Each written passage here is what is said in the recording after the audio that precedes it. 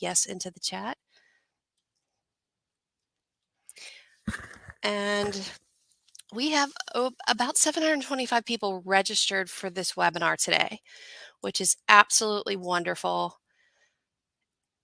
And we have so much good information. So I'm so excited you're here. We're going to give people just a second to get in. Thank you so much. You guys are overwhelmingly responsive. I love it. I love when people participate in webinars.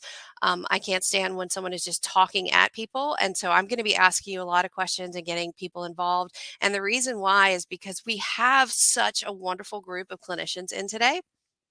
And you have really good feedback as well on assessments. And so I want to hear that feedback, and I want you to openly share in the comments section.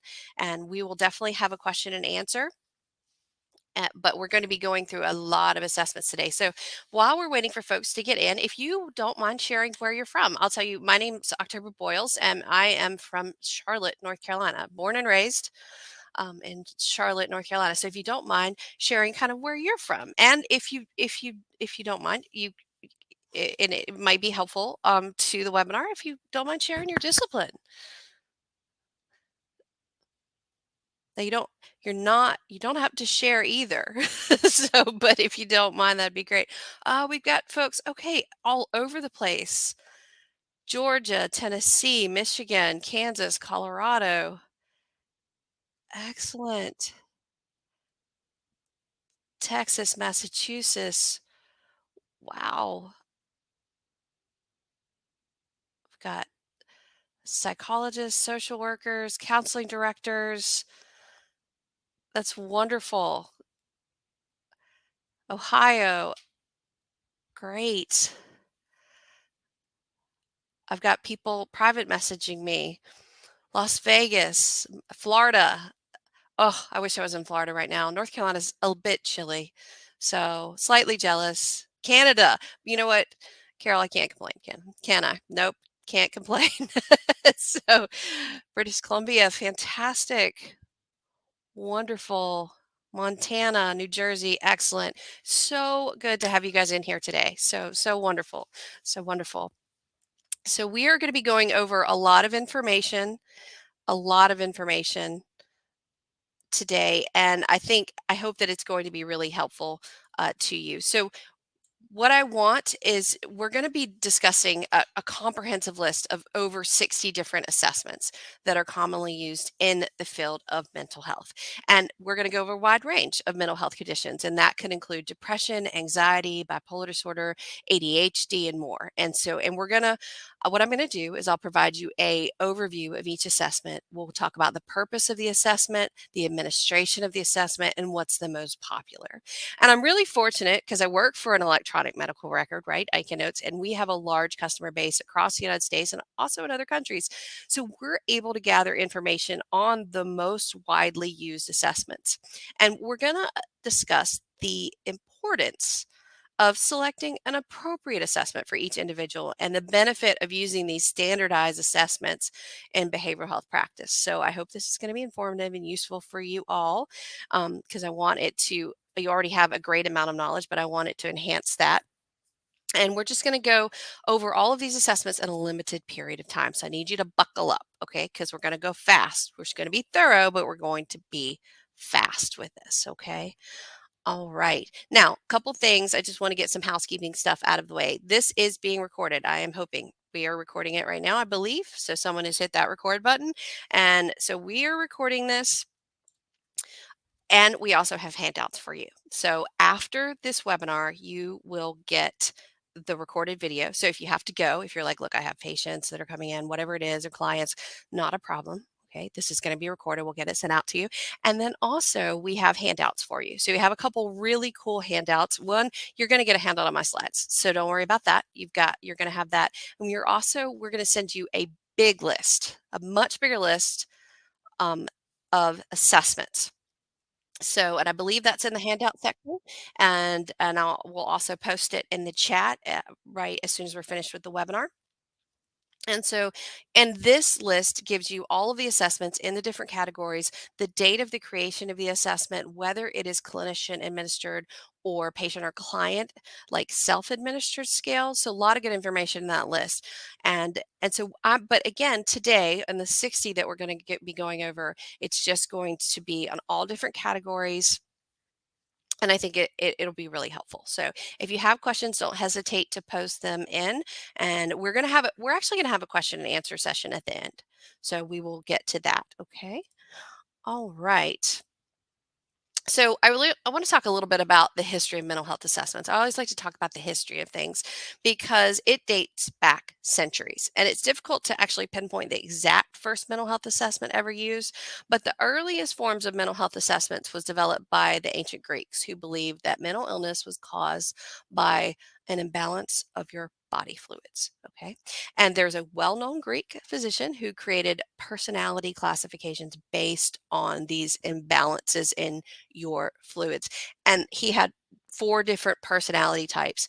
And this system was used for centuries. And it was even referenced by notable figures like Shakespeare referenced this. And so they just kind of took it as gospel that this is what it was, and in the assessments. So, but in the modern era, the first standardized mental health assessment tool was an intelligence test, and it was developed in 1905. And the test was actually designed to identify children with intellectual disabilities, and it's been since evolved into a widely used IQ test. And now, when we talk about the first diagnostic manuals, like the statistical manual for use of institutions, for the terminology was the insane, not a word that we like to use, right? But that was published in the United States in 1918, and it included detailed descriptions of various mental illness and symptoms. And since then, numerous mental health assessments have been developed and been redefined to help clinicians diagnose and treat mental health conditions. So, when we're talking about identifying mental health assessments can help identify mental health issues that the patient may be experiencing. And you can use this information to diagnose a mental health disorder and create a personalized treatment plan that addresses the patient's unique needs. And you can also evaluate the severity of symptoms, because these assessments will let you know the severity of the patient's symptoms. Most of them have numerical scales on them. So if the patient is experiencing really severe symptoms, then you may recommend, it may actually form the way you treat them. Like, am I going to see them outpatient, or do we need partial hospitalization? Do we need hospitalization? All of these things, it kind of determines sometimes with these assessments level of care. We'll talk about that a little bit more. And it really determines the best course of treatment. So, what is it we're doing right now? Is it a combination of therapies, or do we need to do CBT, medication, lifestyle changes? What are we doing as far as best course of treatment? And again, these mental health assessments, they will serve as a guide to you. You are the clinician. So we have a lot of wonderful clinicians in here, a variety of disciplines. So, and you as the clinician are actually making the diagnosis, but these just help you kind of serve as a guide, right? Um, and it can also help you monitor progress, because a lot of these assessments absolutely have the numerical scale. We can see how the individual is doing with that numerical scale. Okay. All right. Now, I want to make sure I just always check the chat to make sure everybody's great. Now, and I've got some questions already. Like, I don't see a certain thing on the list. There are over 1,000 mental health assessments. Okay, and I'm going to talk about the reason we're going over some of the ones today. All right. The I'm going to, and I don't want to get on a tirade on this because I can, and because it's something that irks me a little bit. And after I explain it to you, I think you may feel very similar. But there are a lot of mental health assessments out there now that you have to pay for. Right. And I don't always particularly feel that that is in the best interest of one, the clinician, and not in the best interest of the patient, because some of those assessments out there are really good.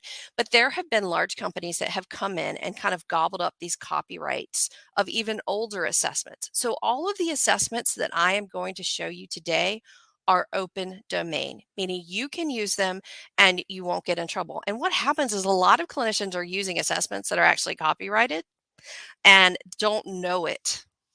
And don't know it. And so that's one of the things that's really important because we don't want you to be in copyright violation. So all of the assessments that I'm going to be going over today are open domain assessments. So they may not be the brightest and the newest and the hottest out there right now.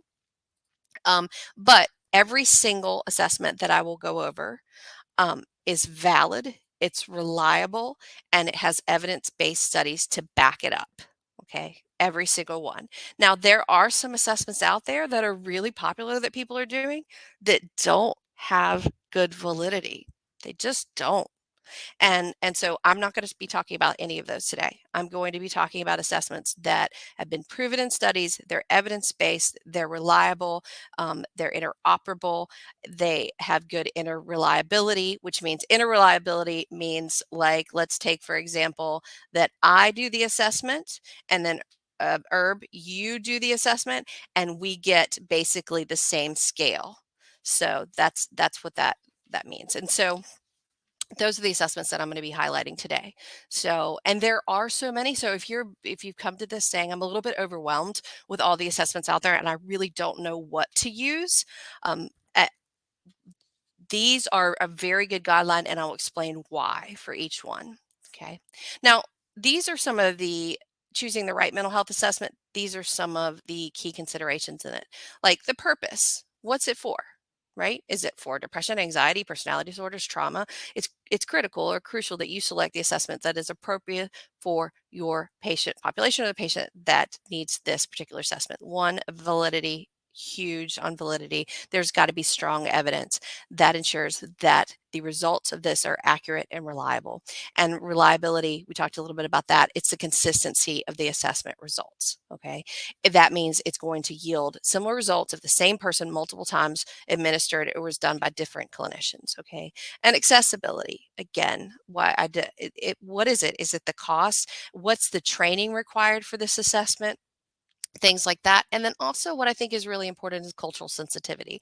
It's important to choose an assessment that's culturally sensitive to the appropriate population being assessed. So you're considering factors like language, and we'll talk a little bit about that with these assessments, cultural beliefs and values. So one of one of the really, really important things. So, and that's cultural sensitivity is really the big main focus of the DSM-5, right? The TR that came out. So that's a huge focus there. One of the things when we start talking about cultural sensitivity, the APA recognized that certain cultural and ethnic groups have been overrepresented or underrepresented in certain diagnoses. And this maybe in part to bias in diagnostic criteria. So that's why the DSM-5 cultural formulation interview is a tool. It's used by many mental health professionals just to assess how cultural values may be impacting a person's mental health. And it is part of the DSM-5, and it's a semi-structured interview and that ask about the person's cultural background, their beliefs, their values, and how those may affect their mental health symptoms. And it covers five pretty key areas here, like the cultural identity of the individual. And I'm not big on reading slides, so my slides, so I'll let you kind of read that there. But just out of curiosity, how many of you have used this actual assessment? So, and again, this just helps you gain a better understanding of how cultural factors may be impacting that person's mental health and tailor their treatment approach to better meet their individual needs. So now again, we're going to go over some of the most popular and open domain assessments. And like I said, there's thousands, and new assessments and tools are constantly being developed and validated right now. And then at the same time, a lot of our tools that we're used to have become outdated or replaced by newer, better tools. So what we're going to do is go over some of the best tools that are not outdated. So I've got a lot of people saying, yes, I've used it. A lot of people saying, no, there's no shame in that game because this is something not there. This has come out, but not a lot of clinicians are aware of it. And we actually have done a webinar on just the DSM-5 cultural formulation interview. We did a whole webinar on just this. So, and and we've got it, of course, in Iconotes, and so it's interesting, and we can even take a look at it later on. So I'd like to go through and show you some of the assessments. Now let's talk a little bit about depression assessments. As far as mental health assessments go, we could literally have a week-long webinar talking about all the different scales and assessments and all the different features of the scales. But again, the scales I'm going to talk about are scales that are publicly available, meaning you don't have to pay for them. And then we'll go. And again, I don't want to get on a tirade on this, but a lot of companies have come out and said, look, we're grabbing copyrights and we're not going to charge for the form, which I don't feel is fair. Like to get your opinion on that. But if you have any thoughts or opinions on that, I'd love to hear those. So again, all of these scales have demonstrated good reliability and validity, and a lot of them have been translated into many languages. So now the PHQ-9 is that it's a standardized questionnaire. It's used to assess the severity of depression in adults. It consists of 9 questions. It asks about the symptoms of depression and such things as like, over the past 2 weeks, have you felt down? Have you had little interest, little pleasure in doing things? Are you experiencing sleep difficulties? So, and each question has 4 answered choices. So, and it's really considered a reliable and valid tool for assessing depression. Now, the PHQ-A is for adolescents, and that can be used for ages 11 to 17, and it has 11 questions. Okay, and about the frequency and severity of mental health symptoms. And both of these use the Likert scale, and they just are specifically in the PHQ-A are tailored to adolescents, such as questions like school performance and peer relationships. And there's new PHQs out, and there's a PHQ-2 out now. Now, I will tell you again, we're only going to talk about things that are reliable, right, and valid. And the PHQ-2, it's 2 questions, has not got really good results. So that's why that's not on here. Look, is it quicker? Absolutely. And one of the things when we're talking about these assessments, I'm going to tell you the time periods that it takes to complete these, and also if they can be self-administered or clinician administered, because clinicians, you're very, very busy, and a lot of times, and listen, there's nothing better than a clinician sitting down with the client or patient and going over one of these assessments, because you really can get a feel when you ask them the question of their responses. You can see their facial expression, their body language, all of those things that give you clues as to what's going on and really help with a very thorough assessment. But it's also very easy to get a patient or client to go onto the portal, fill out a PHQ-9, and you get their score, right? And that doesn't maybe eat into some of your time. And as a clinician, it's your preference on which way you want to do those. You can sit down with PHQ-9 and actually administer that, or it could be self-administered. They fill it out on their own. They don't need assistance from you. And the questions on the PHQ-9 are pretty easily understood by most people, and they can be completed in a pretty short period of time. Like some people can do it in only just a few minutes. So that's one of the nice things, and the PHQ-9 has high internal consistency. So, and it's an open domain. Now, if you're dealing with individuals who are older, and the GDS, the Geriatric Depression Scale, that is for individuals that are 65 and older, and it takes into account the unique challenges and experiences of aging. And it consists of 30 questions, and they ask about the presence and severity of depression symptoms, of feelings of sadness, guilt, worthlessness, loss of interest. And each question has a yes or no response, so it's not a liker. Okay. And the higher the scores indicate, the more severe the symptoms of depression. And the GDS is designed to be self-administered too. And it usually takes about 5 or 10 minutes for an individual to complete on their own. And it's a little quicker, even though it has more questions, because of the yes and no. So now there is a GDS long form, and that contains 15 additional items. Okay. And it is much more comprehensive, and it also takes a lot longer to complete. So the GD, if you're like, well, what's the difference between the GDS regular and the GDS long form? The GDS long form is typically used in research or sometimes in clinical settings where there's a more detailed assessment is needed of their depression. So this is also used in pharm studies. Okay.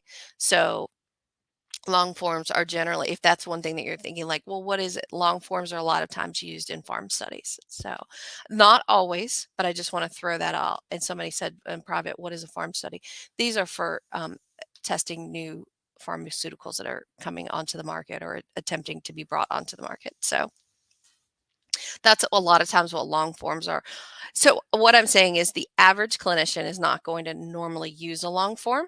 So but if you're involved in research now, again, big thing. The Zung depression rating scale, this has 20 items on it. It assesses the variety of symptoms of depression like guilt and sadness and hopelessness, and then appetite on there. And each item has 4 response options that range from like a little bit of time to the most of time. And the questionnaire typically takes about 5 to 10 minutes. Okay. And then the Hamilton. So the Hamilton is it's known as the Hamilton Depression Rating Scale, but it's also known as the Hamilton Rating Scale for Depression. Just a little play on words there. And it's a questionnaire and it's used to measure, of course, the severity of depressive symptoms. And it was actually developed by the psychiatrist Max Hamilton in the late 1950s, and it's become a very widely used scale. And so it's 21 items on there, and it's a zero, a, like a zero, a 2, or a 4, depending on the item. And so the max you can get on it is a 54. All right. Now, the Hamilton is typically administered by a trained healthcare professional. So that is one thing. And the Hamilton could take up to 30 minutes to complete. It's considered a more comprehensive assessment than some of the other scales. Like the Hamilton is obviously more comprehensive than the Zung, right? But it's also used in a lot of clinical trials to assess the efficacy of antidepressant medications and psychotherapy interventions. So and then the major depression inventory, it's a self-report, right? So clients can self-report on that, and it's used to assess the severity of MDD, major depression. And it was developed by the World Health Organization, and it has just 10 items, talks about like sadness, loss, interest, fatigue, and it has 6 responses ranging from like never to all the time. And that can be completed in like 5 to 10 minutes. So it's simple, it's quick, and it's translated in a lot of languages and it's used in a lot of countries. Now, I want to get your feedback. What do you think is the most used depression scale out of this list?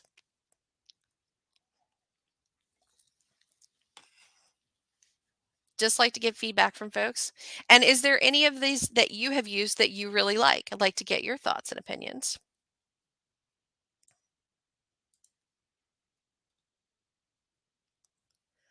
Everett says you've used the PHQ-9 several times. Yes. P Look at PHQ-9 just winning. It is winning on here. That is an astounding. I've got Beck. Charlotte came in with the Beck. Look, I like the Beck. I do. There's just copyright issues with the Beck. So, but yes, but no, definitely. But the PHQ-9, overwhelming. Great. Yes, that is.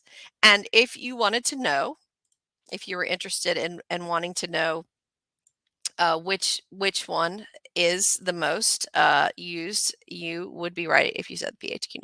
So absolutely. All right. So great. Thank you so much for giving your feedback. I absolutely love it. Now, suicide assessments, I'm going to tell you of all my favorites of the assessments that I'm going to talk about, the Columbia Suicide Severity Rating Scale is my absolute favorite.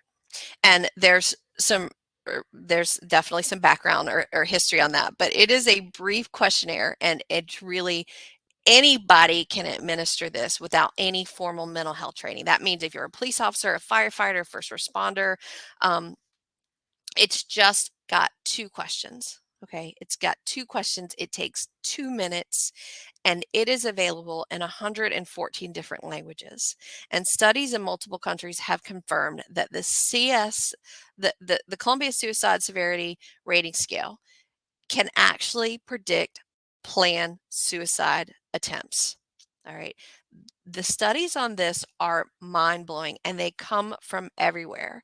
So, the validity of this within the studies just cannot be denied. And that's why regulatory agencies like the Joint Commission recommend using this assessment. And when I first heard about this years and years and years ago, and they were like, anybody can do this assessment, I thought, well, then it can't be that great if anybody can do it. But it is that great. It is absolutely amazing. And the questions, the way it poses the questions about the way you feel as far as being suicidal is so subtle, it's so non-judgmental, but absolutely accurate. Absolutely accurate. So I cannot brag on this assessment enough. It breaks boundaries compared to other assessments, okay? Because it's used universally, it's anyone of any age. They have a military assessment out, so it can be used in inpatient or outpatient or emergency department settings. So it can be used with those who have no previous mental health history to those that are suffering from SPMI, and SPMI, that's severe and persistent mental health illness. So this the CSSR, and there are multiple versions. So there is the lifetime rating scale, there is the recent rating scale, there is the since last visit rating scale, there is the self-assessment rating scale. So so they do have a self-assessment. All right. This is one of the kind of newer ads with the self-assessment. The most commonly used is the recent. Okay, the most commonly used is the recent. And this is one thing I really encourage people to do, especially especially if you have individuals who are chronically suicidal. Um, at Recent is a great assessment tool for them. So, and it's always important to assess for suicidality, because if you have a situation where, and this is very unfortunate. So, but if you have a situation where a patient or a client of yours does commit suicide, and I'm just telling you this from my background, because my background is I actually used to work for several years a law firm in the Southeast. It's one of the largest law firms, and we represented clinicians. So if you're a patient and you came to us and you were trying to sue a clinician, we would not represent you.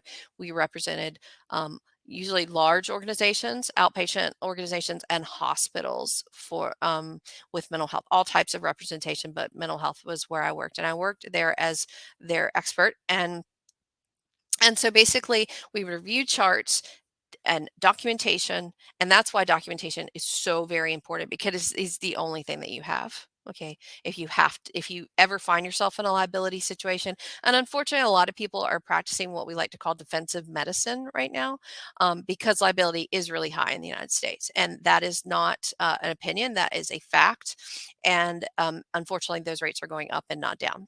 And it used to be that if you worked in mental health, that you didn't really have to face a lot of that, because there was a big stigma with mental health and people just didn't sue, and kind of what happened, what they just didn't really talk about it. Now, wonderful thing, the stigma for mental health is decreasing significantly.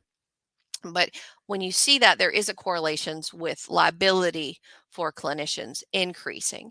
And so a lot of times if someone has harmed themselves, they will say, well, did you assess them for suicide? And sometimes saying, well, we talked about it, is not enough.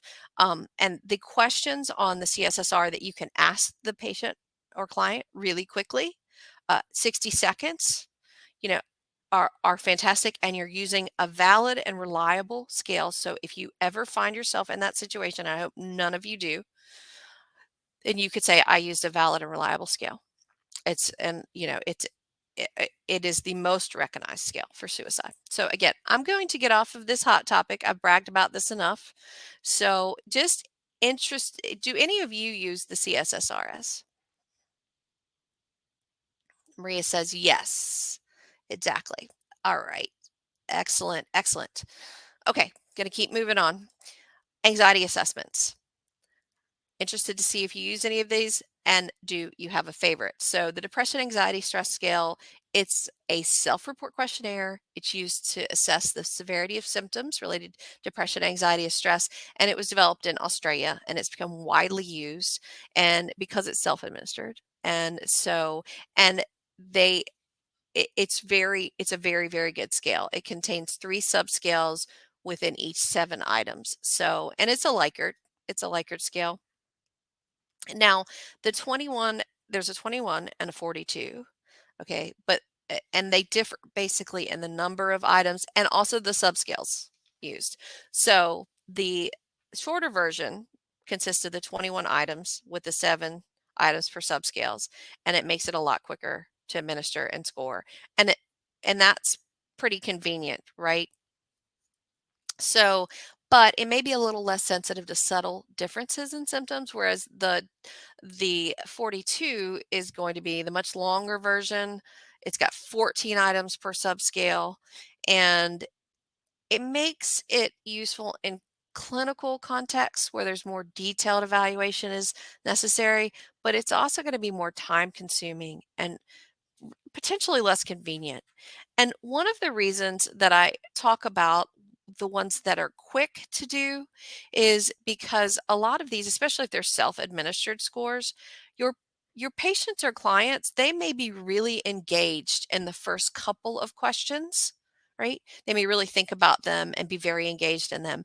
But when you get to like 42, sometimes your patient or client is just checking off boxes, right? Maybe not even reading the assessments because we're human, right? Sometimes if I get involved in a very long survey for customer service, at the end, I'm just checking a box. Okay. Like if they did great, checking the box. Like the question may not the, I'm not really paying attention to the questions. And I think that we're all human and we're like that. And that's why I'm really a proponent of shorter versions of scales. But again, the PHQ-9 is a good example of look, the PHQ-9, well, PHQ-2 came out with 2 questions, and we thought, well, that's going to be a lot more convenient. And people, that's really good.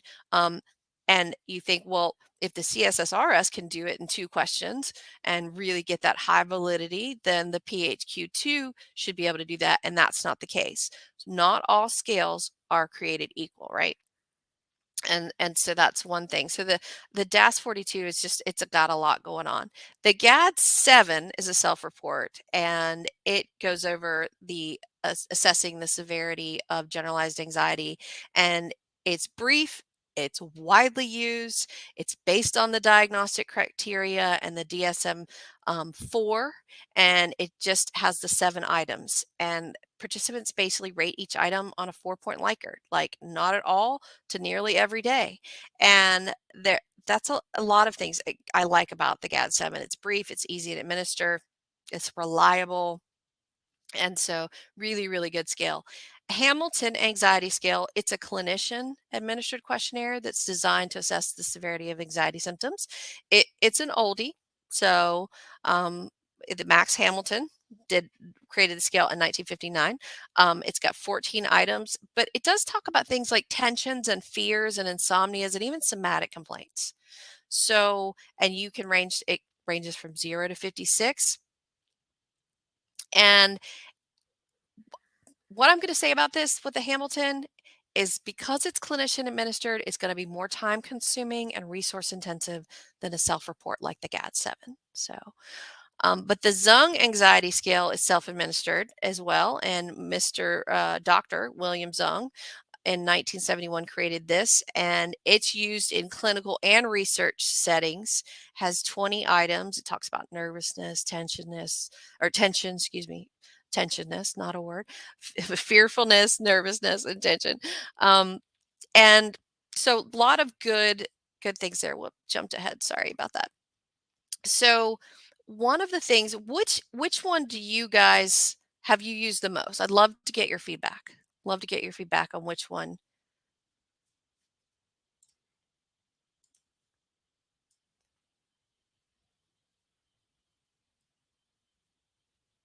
Someone's asking about age assessments. If I don't say child, it's not for a child.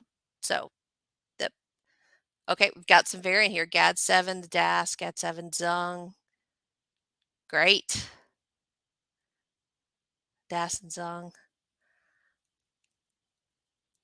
Got a lot of GAD7s. GAD7's kind of winning out here. I will tell you the GAD7 is the most commonly used. Okay. So, of all of the assessments that I'm going to go over today, the most commonly used are the PHQ-9 and the GAD7. Okay.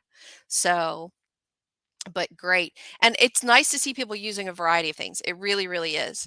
So, but now I want to talk about trauma because this is something we're assessing more for now. And I've got these broken down between adult and child. So, this is one thing, the International Trauma Questionnaire, it's a standardized self-report, and it has been based on the diagnostic criteria for the PTSD um, in the 11th edition of the ICD-10. And if you're like, wait a minute, I only know about 11. And you're like, I only know about 10. ICD-11 is that's what's being used kind of around the world. It is coming to the United States. It will be here. It will not be here for a few years, though. I have a lot of mix in here. We have Icanotes folks, and we have folks that are not with Icanotes. If you are with Icanotes, do not worry. We will help you get through the ICD-11 changes. It will be a seamless process. Okay. So, but ICD-10 is here now, but ICD-11 is coming. So, but these are basically participants will rate the severity and the ITQ of on a 5-point scale. Okay. And it goes from 0 to 88. So that is one of the things that now I will tell you that this particular one, I want to give a disclaimer on the International Trauma Questionnaire because it's a self-report scale and it's relatively brief and it's really easy to administer for clinicians. But a lot of people will take this scale and actually administer it as a clinician themselves. And the reason why is that individuals may find these questions on this particular questionnaire distressing or triggering if they've experienced trauma in the past. So it really is recommended that it be administered by a trained professional who can provide like appropriate support and guidance to any individuals who may start to experience distress during this questionnaire. The PCL5, that one it's a 20 item, it's a self-report measure. Um, it was developed to align with the criteria for PTSD in the fifth DSM-5, right? And it includes 4 symptom clusters like intrusion, avoidance, negative alterations, cognitions, and mood, hyperarousal. I don't feel like, and it's not just me, this is not opinion based, this is study based, that the PCL5 is as triggering as the International Trauma Questionnaire. So, and so that's, but I did want to give a kind of a disclaimer about that. If you're thinking about like which one is better, for the ITQ is more appropriate for use for international multicultural settings because it was developed to be culturally sensitive and applicable across different languages and cultural contexts. But the PCL5 is probably going to be more appropriate for settings where time and resources are limited because it's relatively brief, it's easily to administer, it can be self-administered, and again, not as triggering as the other. Okay. All right. Child assessments for trauma. We've got some really good one. If you're using any of the trauma assessments, I'd love to hear what they are. Love for you just to post in here what you're using. The CATS is a good one. It's a brief self-report. It's designed to assess trauma, exposure, and symptoms in children and adolescents. And in Icanotes, we have the ability in our program to direct that toward the child or the caregiver. You can toggle between the two.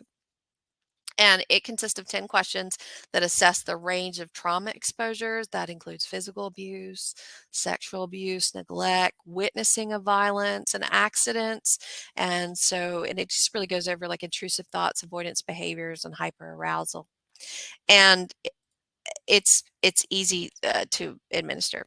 So, and it has good psychometric properties. So, the high sensitivity and specificity for detecting trauma exposure and PTSD symptoms in children. So, really, really good. on that, and I think it's widely used in clinical and in research.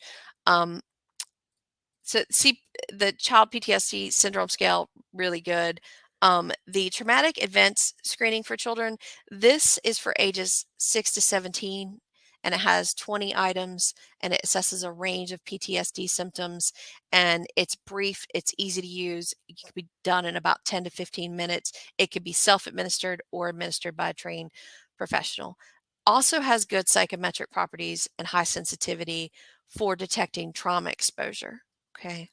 Um, and it really identifies at youth, like at youth or at risk youth, excuse me, and helps you kind of be more informed in developing trauma focused interventions. So, and then there's the ACE. Now, I know which one you're thinking. Which one is used the most? Is it the child PTSD syndrome scale, the trauma symptom checklist for children? Those are the two most widely used measures for children and adolescents who have experienced trauma. Those are the two most used. But I want to throw the other one in here that has a little bit of controversy, but it's the ACE. Okay. It's the adverse childhood experiences. And that is for individuals who have experienced that during childhood, typically before the age of 18, and it's physical, emotional, sexual abuse. And it also goes into like household dysfunction and other types of adversity, like you witness violence, you witness substance abuse within the household. And that this study, the ACE, is a landmark study conducted by the Center for Disease Control and Prevention and Kaiser Permanente. They kind of came together, they linked the childhood adversity to negative health outcomes later on in life, like chronic diseases, substance use, mental health problems. And so that is the ACE is really a tool to measure the individual's exposure to those adverse childhood experiences. Okay. And it can go into parental separation, divorce, things like that. And so just I thought that's a tool to bring up, a good one. And I see a lot. So I've got some people. Benson says the ACE. Yep. Charlotte ACE. Yep. Maria ACE. Very good. People have their favorites, and that's great. That is great. All right. Now, let's talk a little bit about mood disorders. I'm going to speed up because we are running out of time, but we have a lot more to go. So, the mood disorder questionnaire is a screening tool and it helps people identify individuals who may have symptoms of bipolar disorder. So it's 13 questions, takes about 5 or 10 minutes to cover. Talks about a little bit about changes in mood, energy, activity levels, sleep patterns. And one of the things, it also has questions about family history and the impact of those symptoms on the individual's life. So I like that one. Let's talk about the most frequently used one. You guys type it in. You tell me what you think the most frequently used is. I'll give you, type that in, about 10 seconds. It's the Young. Okay, it's the Young. It was developed by Dr. Young and a lot of colleagues of his. It has 11 items for sleep, for racing thoughts, for impulsivity, and the higher the scores on it, the more indicative that means of severe manic symptoms. So now the mood and feeling questionnaire is a self-reported, and it is used to assess symptoms of in adolescence between 8 and 18. Okay. And it has 33 items on it. It talks about like sadness, low mood, loss of interest, feelings of worthlessness. So that's one for kids.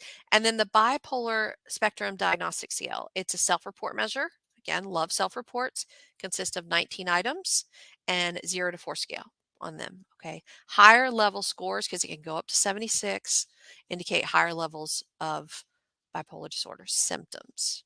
All right. So Phyllis, I like the rapid mood screening.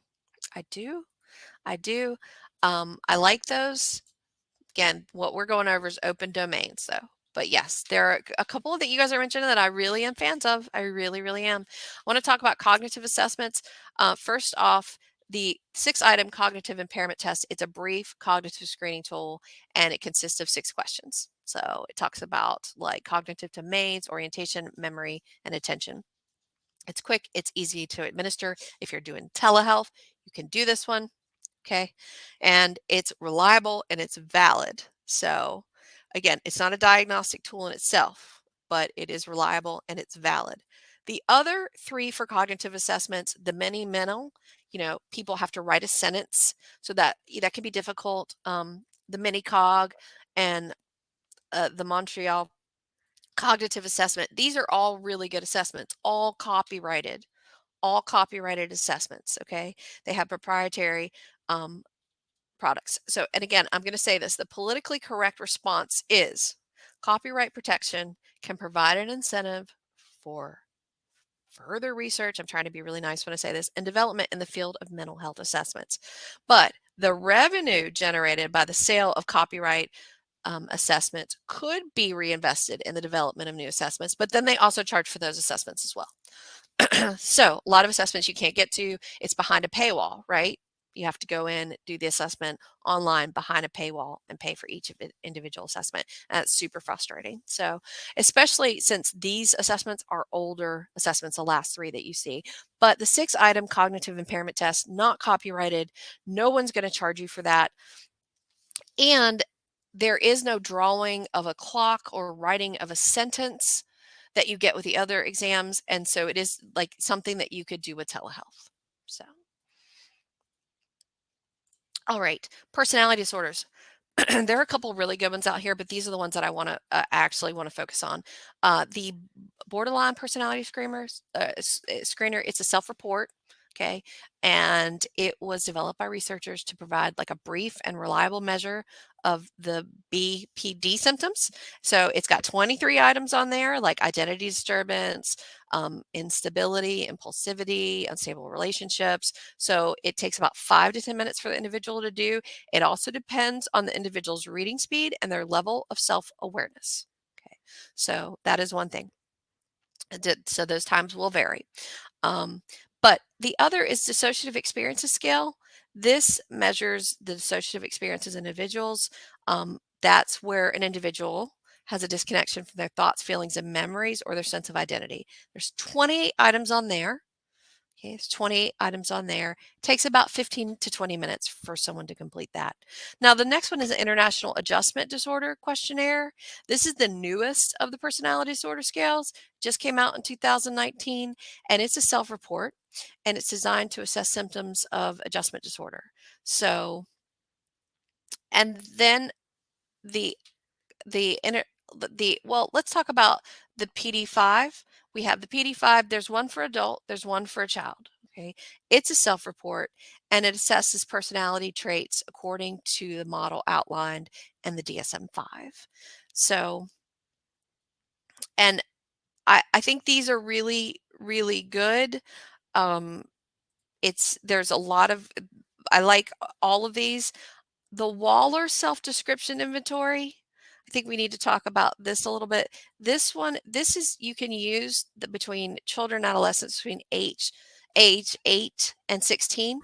And it really is designed to use or talk about and assess various aspects of like self concept, self-esteem, social competence, emotional stability. Here's the thing, it's an older scale. So it takes a little bit longer, okay, to do. And when I say a little bit longer, I'm talking like 30 to 45 minutes, okay? So now there's also some other scales that I want to talk about really quickly. We'll kind of blow through these, but these are great scales and they're really wonderful scales and not a lot of people use them. So we have the flourishing scale, which is a self-report, and it measures the well-being of a person. Okay. And it has 8 items on there, and it talks about like engagement activity, social relationship, overall sense of well-being. The Penn State Worry Questionnaire, I think this is a fabulous scale. Okay, it's 16 items. Each item is rated on a 5-point scale. So really, really great scale. The Kessler is also a fantastic scale, and it's used a lot in research studies and also in clinical settings. But it really is used to screen not only screen but also monitor treatment progress. Okay, it's an excellent scale. If you're not familiar with the scale, I encourage you to go in and look at that. The quality of life is a really good scale too. It It just looks over like your quality of life, physical health, emotional well-being, social relationship, also self-administered. And then the satisfaction with life is a widely used self-report questionnaire. And this is a great scale. It has 5 items, and it really asks respondents like their level of agreement with statements such as, "My life is close to ideal," or "I am satisfied with my life." And those, I really like the questions in this scale. Again, really valid scale. And then the scale of positive and negative experience. Also very good scale. You can use it over a period of time.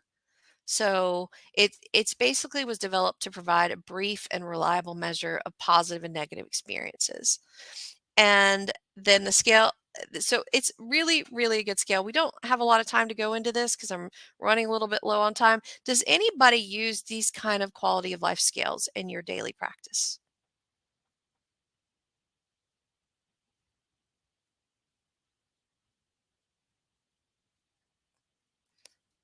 I'm seeing the quality of life. Yeah. That is one of the most popular ones. Kessler's actually popular too. Penn State Worry Questionnaire. That's a that's a wonderful, wonderful scale as well. Now, I want to talk about substance use assessments. I think this is really important. Um, there are the gain is in there. It's a super brief scale. It's again, the questions on the gain are non-judgmental questions. Okay. And it's really designed to assess the person's substance use and related problems to that. Um, the cage, big fan of the cage. Okay. Really big fan of the cage. We have the cage and the cage aid are very short, simple questionnaires to help the individual. So, really, really great there. The Michigan alcohol screening test, great. And then a lot of people, big fans of the brief addiction monitor. And as you can tell, I'm kind of like toning down a little bit what's in these. Now, if you're with Icanotes, we also have the ASAM. So that's a huge assessment. And the ASAM is a wonderful feature, and we have treatment plans. So for that, based on that as well. So, all right. All right. Getting good feedback here. Thank you guys so much for your feedback. This is good. Now, I want to talk about family assessments. The marital status inventory, this is really good if you're doing couples therapy. So it's designed to measure the quality of a marital relationship. It has 38 items. It's a 5-point scale, and they're divided into subcategories like communication, conflict resolution, sexual satisfaction, emotional intimacy, role orientation, and life satisfaction. So it's really reliable, it's really valid, and yes, you can use it to assess your own marriage. I would be cautious about all these wonderful assessments, though. So, as clinicians, we like to do those on ourselves, right? So, the parental stress scale is also a really wonderful family assessment, and it has 18 items on there, and it talks about like feelings of incompetence as a parent, role restriction, social isolation, lack of personal time. So, and you can take this one too. Now, so now I want to tell you, if you take this scale, because a lot of you I know are going to jump in and take some of these scales. So this one, if and understandably, studies with parents of children who had developmental disabilities had reported high levels, like mean scores of 40 to 47. That indicated high levels of stress related to parent and parenting. And studies of parents of typically developing children had reported mean scores of about 28 to 36. So that's moderate level of stress. Okay. If you score less than a 28, good on you. Okay. Good on you. So, but you were doing something really, really good. But these assessments are very interesting to utilize on ourselves. There's also some functional assessments I want to talk about. The daily living activities, really great. It's 20 questions. It's quick, it's reliable, and it's mainly functional ability. Okay. Now, the functional assessment rating scale is a tool it's used to evaluate the patient's level of functioning in different areas like social, occupational, psychological functioning, and it's commonly used in mental health settings to assess the progress of patients and how they're going going through treatment. So, eating concerns, the eating disorder screener for the DSM-5. Okay, it is a self-report. It's designed to assess the presence and severity of eating disorder symptoms. It is specifically designed for use with individuals aged 13 and older. It takes about 5 to 10 minutes to complete. This is a valid and reliable scale for eating disorder. So if you're like, well, I don't deal with a lot of individuals that have eating disorder, but I do have some in my patient population, this is a wonderful scale for them. Mini nutritional assessment, I've got to put it up there, but it's really only valid for individuals that are 65 or older. So if you are doing your main patient population is geriatric, this is a really good assessment. Okay.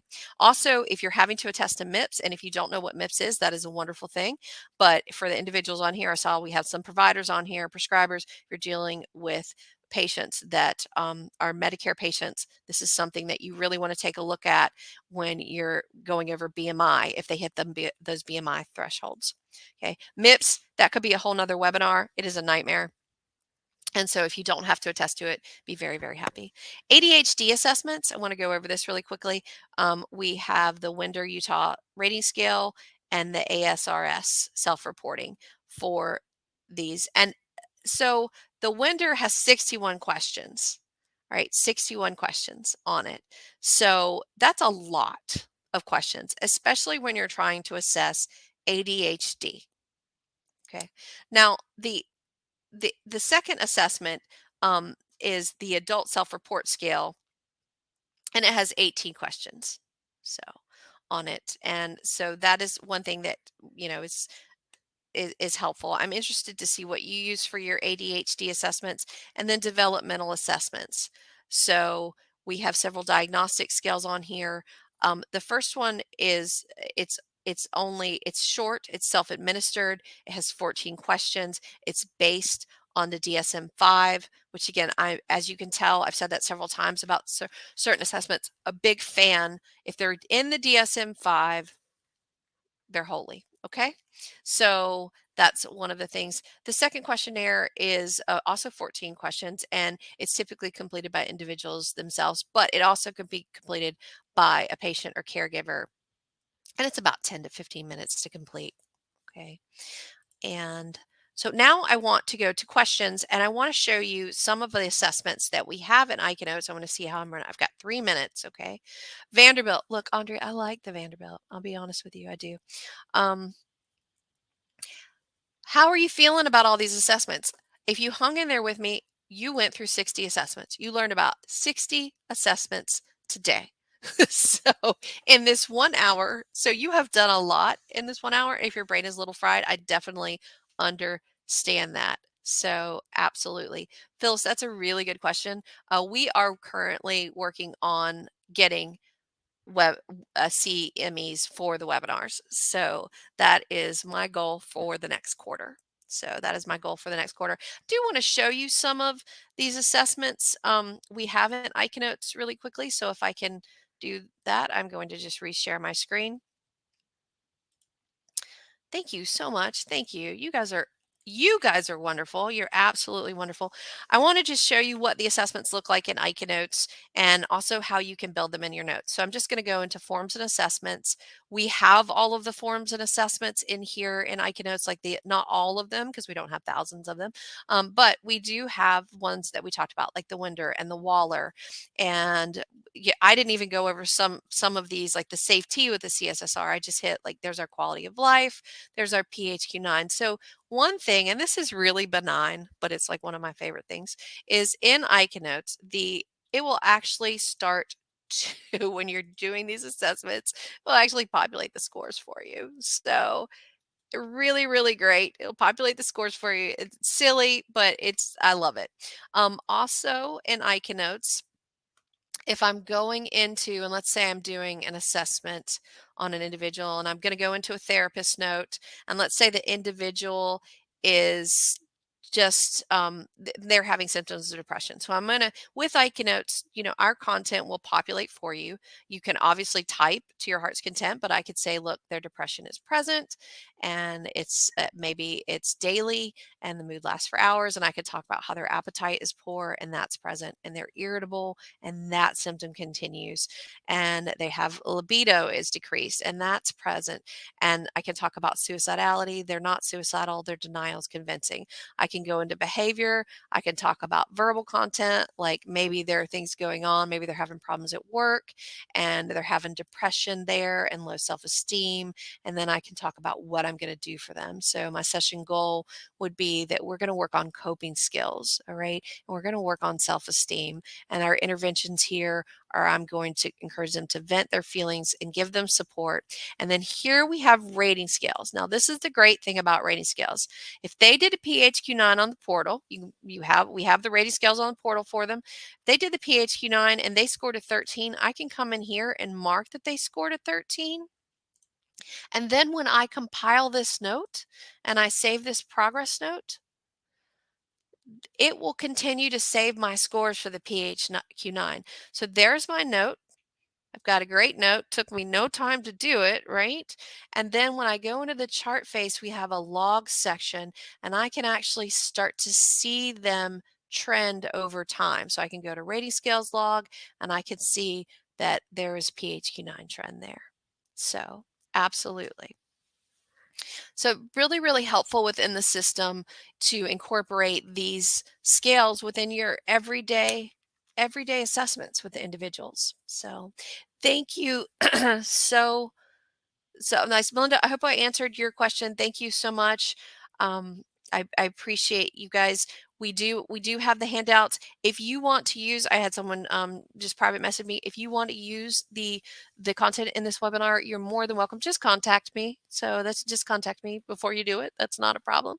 Um, and so absolutely. Stephen said, great comment, Stephen. Great comment.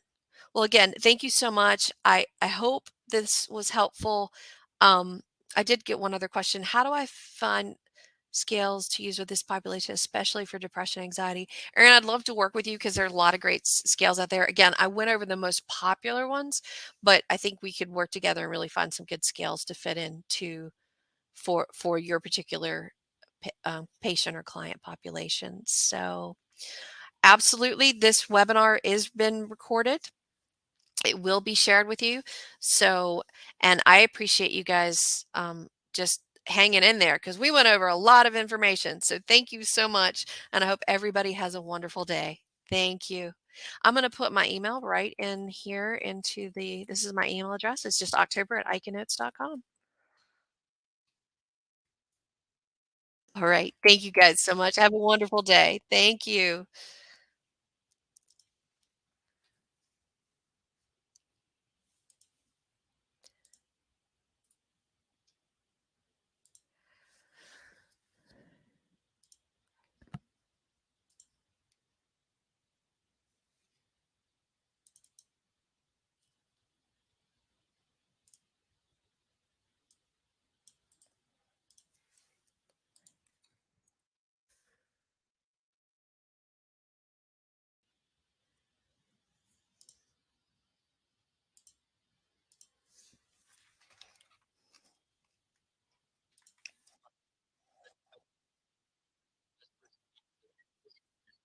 Hey.